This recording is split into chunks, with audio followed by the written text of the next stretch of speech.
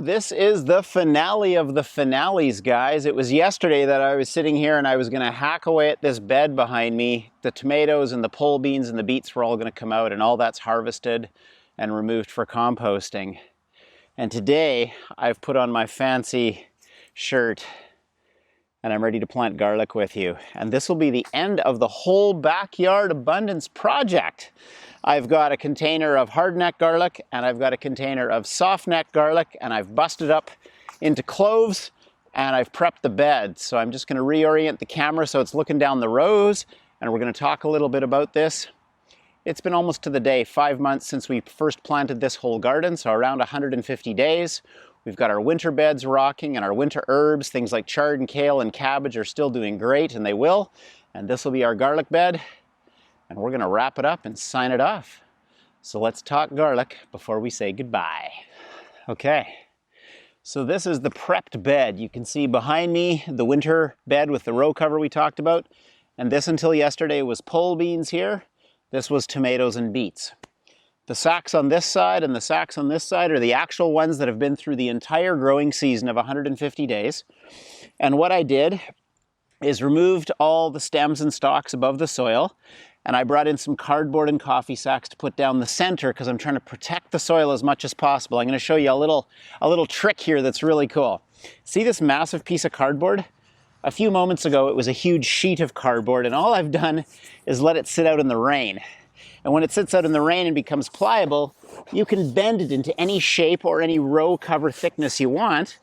And then by setting it down like that and putting a sack on top of it, you create amazing soil cover, totally protect the soil and all the little microorganisms and good things you want to do well and flourish underground.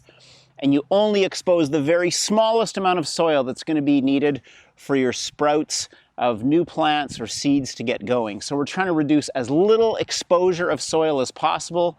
And I've now got one container of hard-necked garlic that's going to go down this row, and one container of soft-neck garlic that's going to go down this row. And I'm just going to bring it in a little closer to you. So these are all busted up, and you can see the size of the soft-neck cloves. When you plant, the sprouty end is going to go up, and the rooty end, the root end, is going to go down. So it was all like this a moment ago, and I've broken it apart into lots of pieces. This is the soft neck garlic.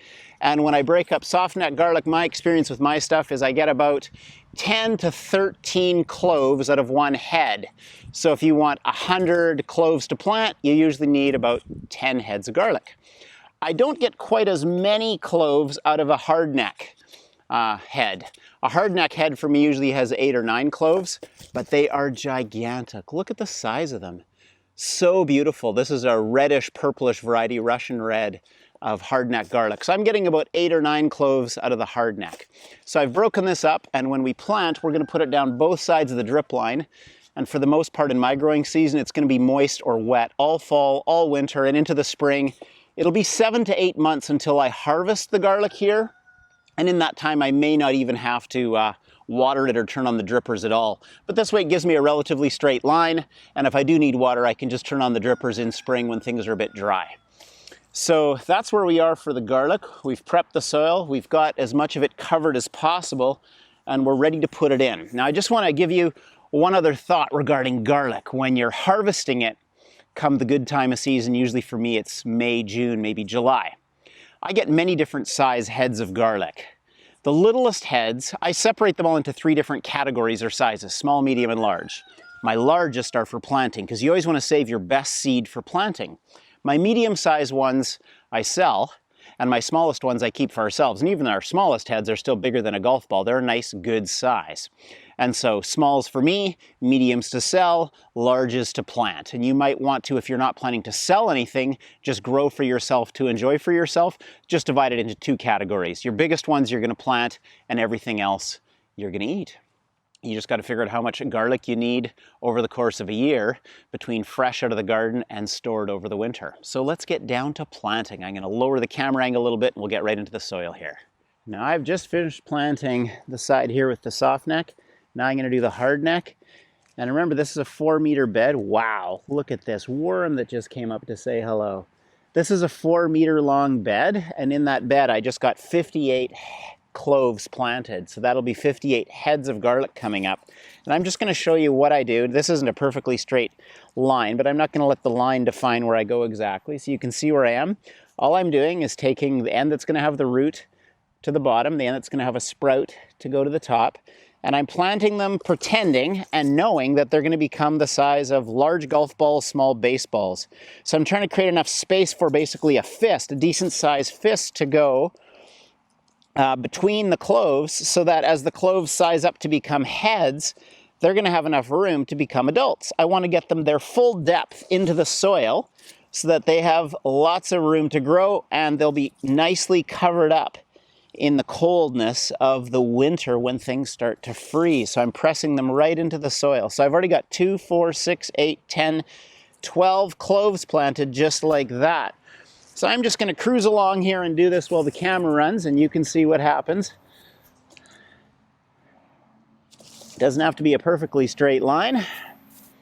And then once I've got all the cloves in, then I'll just cover them up with a bit more soil, making sure that, you know, they're nicely nestled in for the winter.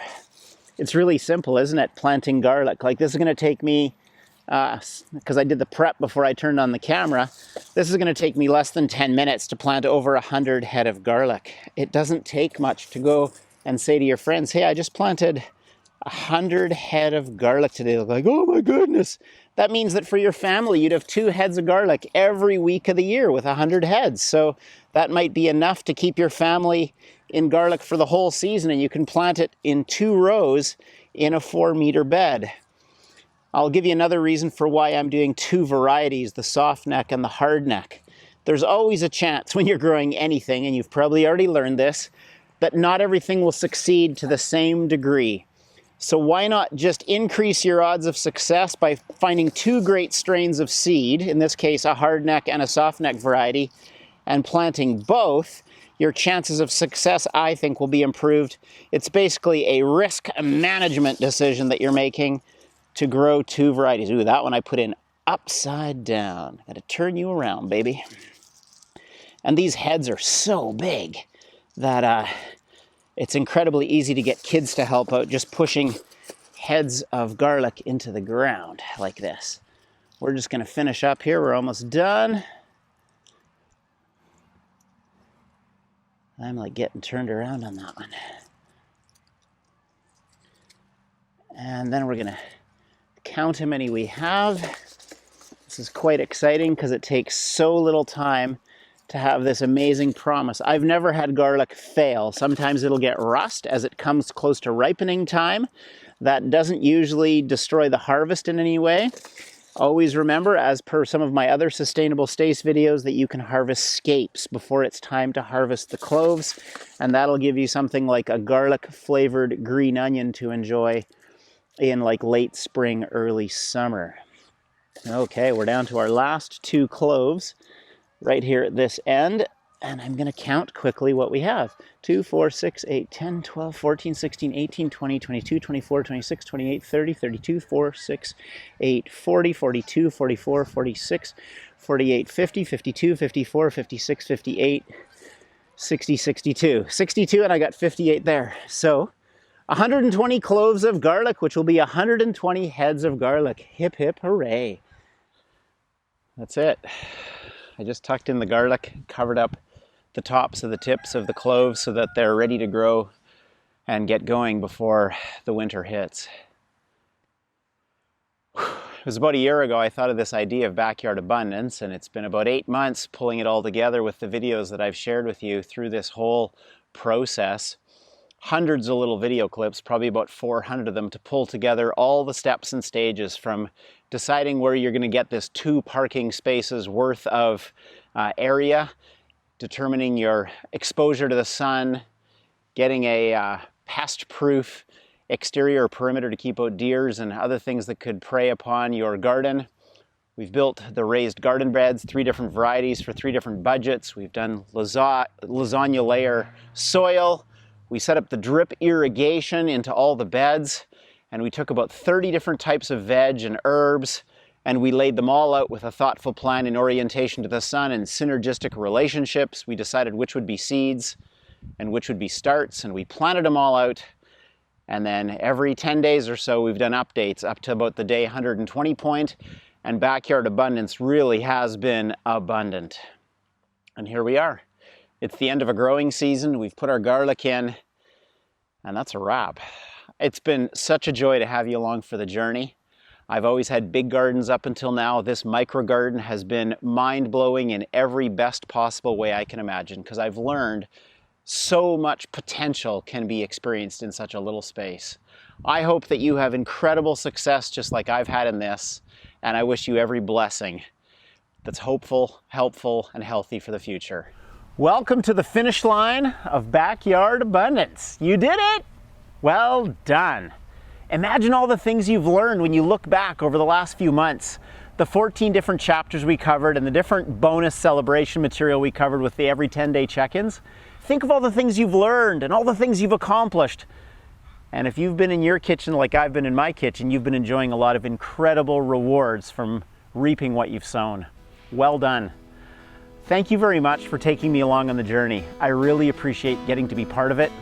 No matter what you do, keep growing.